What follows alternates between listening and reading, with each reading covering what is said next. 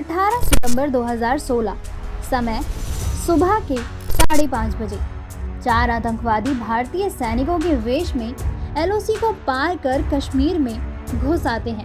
उनके निशाने पर है उरी भारतीय सेना का ब्रिगेड हेडक्वार्टर। उजाला होने से पहले आतंकी हमला करते हैं। 3 मिनट के भीतर ही आतंकियों ने 15 से ज्यादा ग्रेनेड कैंप पर फेंक दिए। हमले में भारतीय सेना के 19 जवान शहीद हो जाते हैं। कई जवान घायल हुए। सेना के जवानों ने मुंहतोड़ जवाब देते हुए आतंकियों पर फायरिंग की। सेना की जवाबी कार्रवाई में चारों आतंकी मारे गए।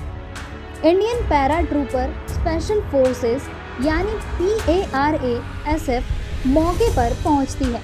इन कमांडोज की पहचान गाढ़े भूरे रंग की टोपी से होती है। इन्हें मैरून बेरे कहते हैं। PARASF के पहुंचने तक यह मामला खत्म हो चुका था।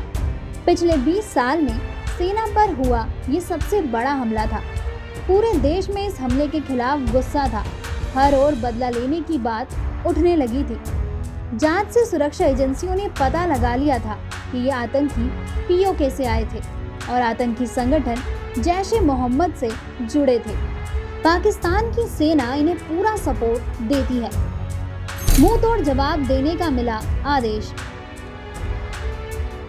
दिल्ली में सरगर्मी बढ़ी हुई थी। हाई लेवल की मीटिंग्स का दौर चल रहा था। नेशनल सिक्योरिटी एजेंसी, आर्मी और डिफेंस मिनिस्टर सबकी एक ही राय थी, दुश्मन को मुंह तोड़ जवाब तो देना ही पड़ेगा। यानी उरी हमले के बाद चुप नहीं रहा जा सकता था। इसके बाद सीमा पार जाकर आतंकी ठिकानों यानी लॉन्च पैड को नष्ट करने का फैसला लिया गया। जल्द ही सभी विकल्पों पर चर्चा की गई। हमारे पास हवाई हमले से लेकर लॉन्ग रेंज आर्टिलरी फायर तक का ऑप्शन था, लेकिन मकसद था पाकिस्तान को कड़ा संदेश पहुंचाने का। फैसला लिया जा चुका था। एक सर्जिकल ऑपरेशन किया जाएगा। भारतीय सेना दुश्मन के इलाके यानी POK में घुसकर आतंकियों के लॉन्च पैड को नष्ट करेगी। इस ऑपरेशन के लिए जम्मू कश्मीर में बेस्ट इंडियन आर्मी की PARASF की 2 यूनिट्स को चुना गया। दुश्मनों को पैरा PARASF के जवानों से बेहतर कोई नहीं जानता था। एक टॉप सीक्रेट मिशन तैयार किया गया। सर्जिकल स्ट्राइक जैसे खतरनाक मिशन के लिए 2 टीमें तैयार की गई। दोनों टीमों को लीड करने के लिए 2 लीडर बनाए गए। इस हमले को अंजाम देने वाले दोनों लीडर का नाम कभी डिस्क्लोज नहीं किया गया। दोनों लीडरों ने अपनी अपनी टीम की कड़ी तैयारी करवाई। आतंकियों के लॉन्च पैड पर सर्जिकल स्ट्राइक का वक्त आ चुका था। दोनों टीम बदले के लिए तैयार थी और आखिरकार 29 सितंबर 2016 को दोनों टीमों ने अपने दिए हुए काम को पूरा किया और आतंकियों के लॉन्च पैड को तबाह कर दिया। मीडिया रिपोर्ट्स में दावा किया गया कि 6 टारगेट पर कुल 38 से 40 आतंकी और पाकिस्तानी सेना के 2 सैनिक मारकर PARASF के कमांडो ने उरी का बदला ले लिया।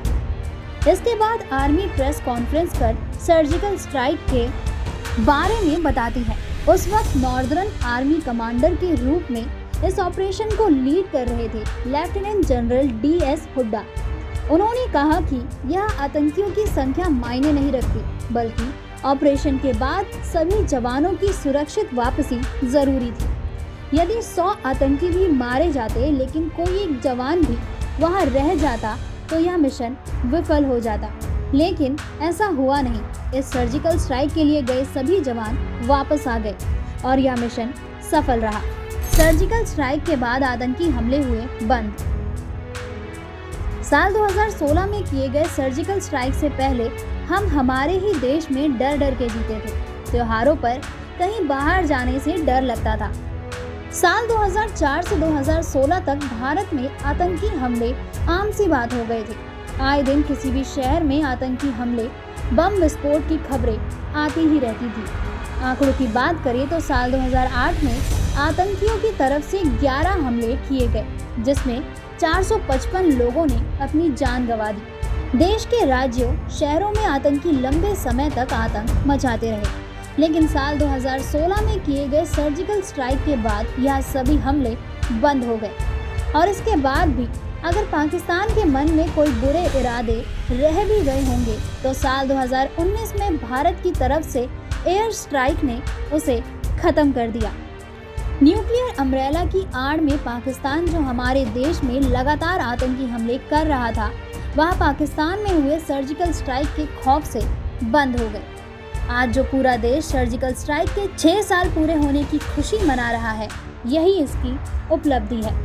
दोस्तों, अगर आपको हमारा ये वीडियो पसंद आया हो तो इसे लाइक और शेयर करना ना भूलें। जल्द आपसे फिर मुलाकात होगी एक नए टॉपिक पे, एक नई वीडियो के साथ। तब तक के लिए नमस्कार।